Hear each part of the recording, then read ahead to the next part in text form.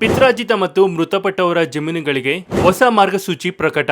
ಈ rules and regulations ನೀವು follow ಮಾಡಿಲ್ಲ ಅಂತ ಅಂದ್ರೆ ನಿಮ್ಮ ಪಿತ್ರಾರ್ಜಿತ ಆಸ್ತಿಯನ್ನ ನೀವು ಕಳ್ಕೋಬೇಕಾಗತ್ತೆ. ತಂದೆ, ತಾತ, ಮುತ್ತಾತನ ಹೆಸರಿನಲ್ಲಿ ಪಹಣಿ ಇದ್ದವರು ತಪ್ಪದೆ ಈ ವಿಡಿಯೋವನ್ನ ನೋಡಲೇಬೇಕು. ಹಾಗಾದ್ರೆ ಏನಿದು ಮಾಹಿತಿ ಎಲ್ಲ ಸಂಪೂರ್ಣವಾಗಿ ನೋಡೋಣ. ಅದಕ್ಕೂ ಮುನ್ನ ನೀವು ಕೂಡ ನಿಮ್ಮ ಪಿತ್ರಾರ್ಜಿತ ಆಸ್ತಿಯನ್ನ ನಿಮ್ಮ ಹೆಸರಿಗೆ ಮಾಡ್ಕೋಬೇಕು ಅನ್ನೋದಾದ್ರೆ ತಪ್ಪದೆ ಈ ವಿಡಿಯೋವನ್ನ ಲೈಕ್ ಮಾಡಿ. ಹಾಗೆ ನಿಮ್ದು ಯಾವ ಜಿಲ್ಲೆ ಅಂತ ನಮಗೆ ಕಮೆಂಟ್ ಮೂಲಕ ತಿಳಿಸಿ. ಪಿತ್ರಾರ್ಜಿತ ಆಸ್ತಿ ಮತ್ತು ಮೃತಪಟ್ಟವರ ಹೆಸರಿನಲ್ಲಿ ಉಳಿದುಕೊಂಡಿರುವ ಆಸ್ತಿ ಮುಂದಿನ ವಾರಸುದಾರರು ಜಮೀನು ತಮ್ಮ ಹೆಸರಿಗೆ ವರ್ಗಾವಣೆ ಮಾಡಿಕೊಳ್ಳಲು ರಾಜ್ಯ ಸರ್ಕಾರದಿಂದ ಹೊಸ ಮಾರ್ಗಸೂಚಿ ಪ್ರಕಟ. ಹೌದು, ಈಗಾಗಲೇ ಮೃತಪಟ್ಟವರ ಹೆಸರಿನಲ್ಲಿ ಜಮೀನು ಉಳಿದುಕೊಂಡಿದ್ದು ಮುಂದಿನ ವಾರಸುದಾರರು ತಮ್ಮ ಹೆಸರಿಗೆ ಮಾಡಿಕೊಳ್ಳಲು ಈಗಾಗಲೇ ಸರ್ಕಾರ ಮತ್ತು ಕಂದಾಯ ಇಲಾಖೆ ಸೂಚಿಸಿರುವ ನಿಯಮಗಳ ಪ್ರಕಾರ ಕೆಲವು ವಂಶಾವಳಿ ಮತ್ತು ಮರಣ ಪ್ರಮಾಣ ಪತ್ರ ಹಾಗೂ ದಾಖಲೆಗಳ ಸಹಿತ ಮಾಡಿಕೊಳ್ಳಲಾಗುತ್ತದೆ ಇತ್ತು.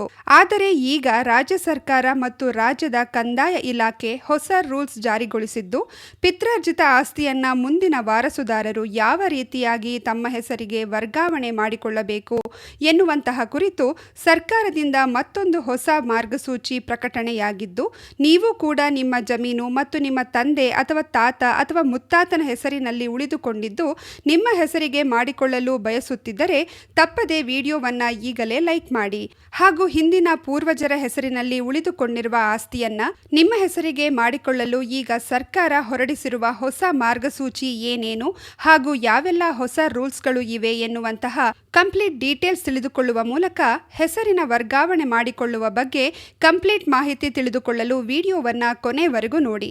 ಜಮೀನು ತಂದೆ, ತಾತ, ಮುತ್ತಾತನ ಮರಣದ ನಂತರ ಅವರ ಹೆಸರಿನಲ್ಲಿ ಉಳಿದುಕೊಂಡಿದ್ದು ಮುಂದಿನ ವಾರಸುದಾರರು ತಮ್ಮ ಹೆಸರಿಗೆ ಮಾಡಿಕೊಳ್ಳುವ ಅನೇಕ ವಿಧಾನಗಳನ್ನು ಈಗಾಗಲೇ ರಾಜ್ಯದ ಕಂದಾಯ ಇಲಾಖೆ ಹಾಗೂ ಸರ್ಕಾರ ಅನೇಕ ನಿಯಮಗಳನ್ನು ರೂಪಿಸಿದೆ.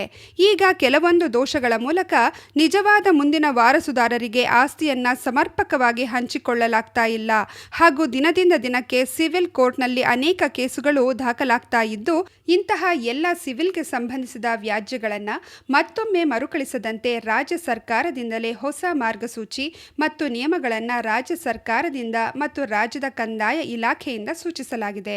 ಈ ಹಿಂದಿನಿಂದಲೂ ಪೂರ್ವಜರ ಮರಣದ ನಂತರ ಅವರ ಮರಣ ಪ್ರಮಾಣ ಪತ್ರ ಹಾಗೂ ವಂಶಾವಳಿ ಪ್ರಕಟಣೆ ಪತ್ರ ಹಾಗೂ ಕುಟುಂಬದ ಎಲ್ಲ ಸದಸ್ಯರ ಆಧಾರ ಸಂಖ್ಯೆ ಅಥವಾ ವೋಟರ್ ಐಡಿ ಯಾವುದೇ ಗುರುತಿನ ಚೀಟಿ ಪಡೆದುಕೊಂಡು ಪೌತಿ ಖಾತೆ ಮಾಡಿಕೊಳ್ಳಲಾಗ್ತಾ ಇತ್ತು. ಈಗಾಗಲೇ ರಾಜ್ಯ ಸರ್ಕಾರ ಹೊಸ ಮಾರ್ಗಸೂಚಿಯನ್ನ ಪ್ರಕಟಿಸಲಾಗಿದ್ದು, ಕೃಷಿ ಜಮೀನು ಪೌತಿ ಖಾತೆ ಅಥವಾ ಸರ್ಕಾರ ಹೊಸ ರೂಲ್ಸ್ ಮತ್ತು ನಿಯಮಗಳನ್ನು ಜಾರಿಗೊಳಿಸಲಾಗಿದೆ. ಮೃತಪಟ್ಟವರ ವಾರಸುದಾರರಿಗೆ ಕೃಷಿ ಜಮೀನಿನ ಪೌತಿ ಖಾತೆಗೆ ಅವಕಾಶ. ರಾಜ್ಯ ಸರ್ಕಾರದಿಂದ ಹೊಸ ಮಾರ್ಗಸೂಚಿ ಪ್ರಕಟ. ಕರ್ನಾಟಕದಲ್ಲಿ ಕೃಷಿ ಜಮೀನು ಹೊಂದಿದ್ದು ಖಾತೆದಾರರು ಮೃತಪಟ್ಟ ಬಳಿಕ ಅವರ ಕಾನೂನುಬದ್ಧ ವಾರಸುದಾರರು ಹೊರ ರಾಜ್ಯ ಅಥವಾ ವಿದೇಶದಲ್ಲಿ ವಾಸಿಸುತ್ತಿದ್ದರೆ ಪೌತಿ ಮತ್ತು ವಾರಸುದಾರರ ಖಾತೆ ಮಾಡಿಸಿಕೊಳ್ಳಲು ಬೇಕಾಗಿರುವಂತಹ ಮಾರ್ಗಸೂಚಿಗಳನ್ನು ರಾಜ್ಯ ಸರ್ಕಾರ ಪರಿಷ್ಕರಿಸಿದೆ. ಕಂದಾಯ ಇಲಾಖೆ 2026 ಆಗಸ್ಟ್ 12ರಂದು ಹೊರಡಿಸಿರುವಂತೆ ಆದೇಶದಲ್ಲಿ ಎಂತಹ ಪ್ರಕಟಣೆಗಳಲ್ಲಿ ಅಗತ್ಯ ದಾಖಲೆಗಳು, ಪ್ರಮಾಣ ಪತ್ರಗಳು ಹಾಗೂ KYC ಪ್ರಕ್ರಿಯೆ ಕುರಿತು ಸ್ಪಷ್ಟ ಸೂಚನೆ ನೀಡಿದೆ. ಹೊರ ರಾಜ್ಯದಲ್ಲಿರುವಂತಹ ವಾರಸುದಾರರು ಏನನ್ನ ಮಾಡಬೇಕು? ಕರ್ನಾಟಕದಲ್ಲಿ ಕೃಷಿ ಜಮೀನು ಹೊಂದಿದ ಖಾತೆದಾರರು ಮೃತಪಟ್ಟಿದ್ದು ಅವರ ಕಾನೂನುಬದ್ಧ ವಾರಸುದಾರರು ಹೊರ ರಾಜ್ಯದಲ್ಲಿ ವಾಸಿಸುತ್ತಿದ್ದರೆ ಪೌತಿ ಖಾತೆಗಾಗಿ ಅರ್ಜಿಯನ್ನ ಸಲ್ಲಿಸುವಾಗ ಕೆಳಗಿನ ದಾಖಲೆಗಳನ್ನು ಒದಗಿಸಬೇಕು. ವಾರಸುದಾರರು ವಾಸಿಸುವ ರಾಜ್ಯದ ಸೂಕ್ಷ್ಮ ಪ್ರಾಧಿಕಾರದಿಂದ ಡಿಜಿಟಲ್ ರೂಪದಲ್ಲಿ ಪಡೆದ ಕಾನೂನುಬದ್ಧ ವಾರಸುದಾರರ ಪ್ರಮಾಣ ಪತ್ರ ಅಥವಾ ವಾರಸತ್ವ ಪ್ರಮಾಣ ಪತ್ರ ಸಲ್ಲಿಸಬೇಕು. ಪ್ರಮಾಣ ಪತ್ರವು ಕನ್ನಡದಲ್ಲಿಲ್ಲದಿದ್ದರೆ ಅದರ ಇಂಗ್ಲಿಷ್ ಅನುವಾದಿತ ಪ್ರತಿಯನ್ನ ಸಲ್ಲಿಸಬೇಕು. ಅನುವಾದಿತ ಪ್ರಮಾಣ ಪತ್ರವನ್ನ ಸಂಬಂಧಪಟ್ಟ ರಾಜ್ಯದ ನೋಟರಿಯಿಂದ ದೃಢೀಕರಿಸಬೇಕು. ಪ್ರಮಾಣ ಪತ್ರಕ್ಕೆ ಸಂಬಂಧಿಸಿದಂತೆ ಅಗತ್ಯವಿರುವ ಎಫಿಡವಿಟ್ ಅನ್ನ ₹100 ಸ್ಟಾಂಪ್ ಪೇಪರ್ನಲ್ಲಿ ಸಲ್ಲಿಸಬೇಕು. ವಂಶವೃಕ್ಷದಲ್ಲಿ ನಮೂದಿಸಿರುವ ಕುಟುಂಬದ ಎಲ್ಲಾ ವಾರಸುದಾರರು ಕಡ್ಡಾಯವಾಗಿ ಆಧಾರ್ ಕಾರ್ಡ್ ಪ್ರತಿ ಸಲ್ಲಿಸಬೇಕು. ವಿದೇಶದಲ್ಲಿರುವ ಎಲ್ಲ ವಾರಸುದಾರರಿಗೆ ಅಗತ್ಯವಿದ್ದಲ್ಲಿ ಪಾಸ್ಪೋರ್ಟ್ ಪ್ರತಿಯನ್ನ ಸಲ್ಲಿಸಲು ಅವಕಾಶವಿದೆ. ಅಗತ್ಯ ದಾಖಲೆಗಳ ಪರಿಶೀಲನೆ ಬಳಿಕ ಪೌತಿ ಖಾತೆ ಪ್ರಕ್ರಿಯೆ ಪೂರ್ಣಗೊಳ್ಳಬೇಕು. ಮೃತ ಖಾತೆದಾರರ ವಾರಸುದಾರರು ವಿದೇಶದ ಪೌರತ್ವ ಹೊಂದಿದ್ದು ತಮ್ಮ ವಾರಸುದಾರರಿಗೆ ಹಕ್ಕಿನ ಆಧಾರದ ಮೇಲೆ ಪೌತಿ ಖಾತೆಗೆ ಅರ್ಜಿ ಸಲ್ಲಿಸಿದರೆ ಹೆಚ್ಚುವರಿ ನಿಯಮಗಳನ್ನು ಪಾಲಿಸಬೇಕು. ಭಾರತೀಯ ಕಾನೂನು ಪ್ರಕಾರ ಅಗತ್ಯವಿರುವ ಸಕ್ಸೆಷನ್ ಸರ್ಟಿಫಿಕೇಟ್ ಸೇರಿದಂತೆ ಸಂಬಂಧಿತ ದಾಖಲೆಗಳನ್ನು ಸಲ್ಲಿಸಬೇಕು. ವಿದೇಶದಲ್ಲಿರುವಂತಹ ವಾರಸುದಾರರು ತಮ್ಮ ವಂಶವೃಕ್ಷ ಮತ್ತು ವಾರಸುದಾರರ ಹಕ್ಕಿಗೆ ಸಂಬಂಧಿಸಿದ ದಾಖಲೆಗಳನ್ನು ಕಾನೂನುಬದ್ಧವಾಗಿ ಒದಗಿಸಬೇಕಾಗುತ್ತದೆ. ಅದೇ ರೀತಿ ಮೃತ ಖಾತೆದಾರರ ವಾರಸುದಾರರು ವಿದೇಶದಲ್ಲಿದ್ದರೂ ಪೌತಿ ಖಾತೆ ಪ್ರಕ್ರಿಯೆಗೆ ಅಗತ್ಯ ದಾಖಲೆಗಳನ್ನು ನಿಗದಿತ ರೀತಿಯಲ್ಲಿ ಸಲ್ಲಿಸಿದರೆ ಅರ್ಜಿಯನ್ನ ಪರಿಗಣಿಸಲು ಸೂಚಿಸಲಾಗಿದೆ. ಅಗತ್ಯ ದಾಖಲೆಗಳೊಂದಿಗೆ ಸಂಬಂಧಪಟ್ಟ ನಾಡ ಕಚೇರಿಯಲ್ಲಿ ಪೌತಿ ಖಾತೆಗೆ ಅರ್ಜಿಯನ್ನ ಸಲ್ಲಿಸಬಹುದು.